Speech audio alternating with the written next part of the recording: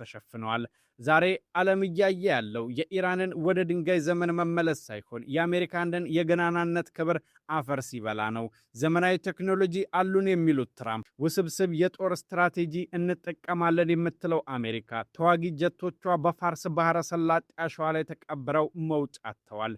አሜሪካ ጦርነት መጀመር እንጂ መጨረስ እንደማትችል ታሪክ ሕያው ምስክር ነው።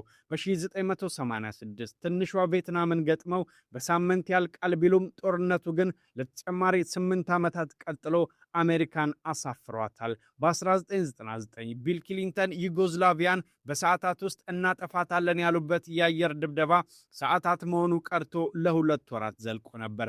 በ2003 ጆርጅ ቡሽ በኢራቅ ምድር ቆመው ተልዕኳችን ተሳክቷል ሚሽን አኮምፕሊሽድ ሲሉ ቢፎክሩም የአሜሪካ ጦር ግን እስከ 2011 ድረስ ከጭቃው ሳይወጣ ተቀርቅረው ቀርቷል። ዛሬም ትራምፕ ያንኑ የተሸነፈ የታሪክ ገጽ እየደገሙት ነው። የመጨረሻው ድል የኛ ነው የሚለው የዋሽንግተን ዲስኩር ዛሬ በዓለም ፊት የአቅም ማነስና የውርደት መገለጫ ሆኖባቸዋል። በጦርነቱ የኢራን የመከላከል አቅም ዓለምን ቢያስደንቅም የደረሰባት ውድመት ግን የሚዘገንን ነው። በአሁኑ ወቅት በኢራን ምድር ያልፈረሰ መሰረተ ልማት የለም፣ ያልተመታ ፋብሪካና ያልወደመ ከተማ የለም።